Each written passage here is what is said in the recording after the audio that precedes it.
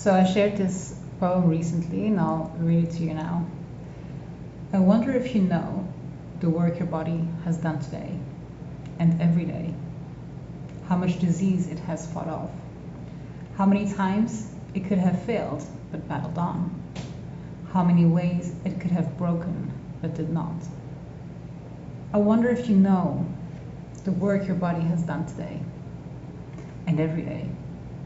And each day it has done this amazing job without your help, without your approval, your acceptance, your kindness. Each day it has soldiered on, regardless of the constant stream of negativity pulsing its way from your brain to your cells. Not good enough, not attractive enough, not the right shape. Perhaps it's time to see your body for what it truly is, an amazing and mind-blowingly competent machine. To get your soul to where it needs to be in this life, to let you live.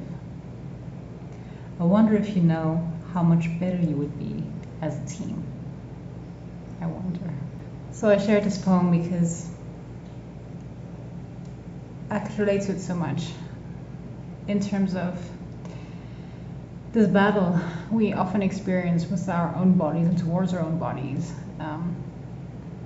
where we believe that it is failing us, where we believe that we were kind of saddled with this body that we didn't really choose, that we didn't really pick, and that seems to sometimes in ways just be at our disadvantage or just not live up to our expectations, our hopes, our dreams. And in this poem, it's very much geared towards, like our relationship with our bodies in terms of our appearance and our looks and how we would want it to change and look different and be different. But I think it's very relevant for people who experience pain, and chronic pain in particular, where it just feels like our bodies have kind of abandoned us and are failing us. And like, almost like they just don't want to be good. Like they just don't want to work the way they should, or like you've just been saddled with this damaged thing and you can't get out of it.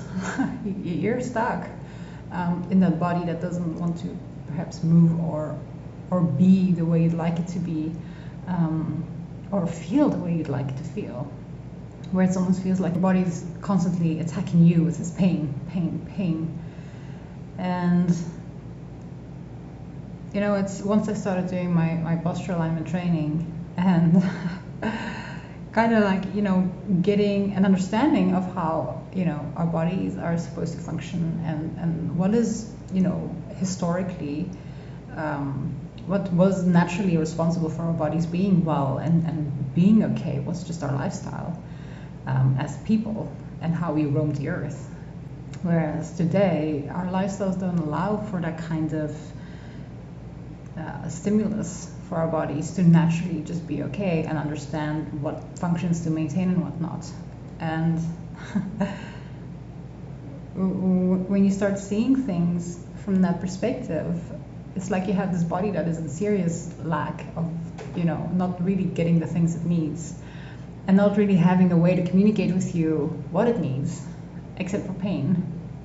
And then us, on the other hand, not having had the education or the understanding to be able to respond to that need, to that cry for help.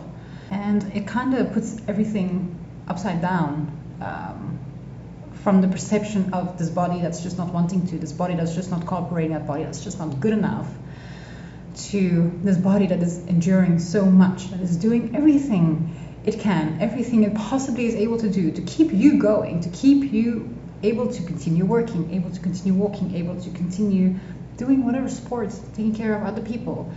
And it only has so many things it can do. In terms of posturally, structurally, it can compensate in so many ways. But at some point, it can't do anymore. It doesn't have more tools. And then it will just go, I need help. I need you. You have to listen. You have to stop. You have to help me get back into my proper alignment, because I'm at the end of this road. There is nothing more. If we continue down this road, things are going to start breaking. Once I realized that, it just created such a deep appreciation, for my body, and a bit of like a, ooh, whoops, crap, because I've been so hard on my body, and thinking that it wasn't wanting to, not doing anything, when in reality it was quite the opposite. It was doing so much without me being there with it, for it, partnering up with it. And that's what I find so awesome as well with posture alignment. It's always partnership. Like me as a posture alignment specialist, I'm never going to go to a person and say, like, you have to do these exercises in that order, and regardless of what your body feels like. Mm-mm.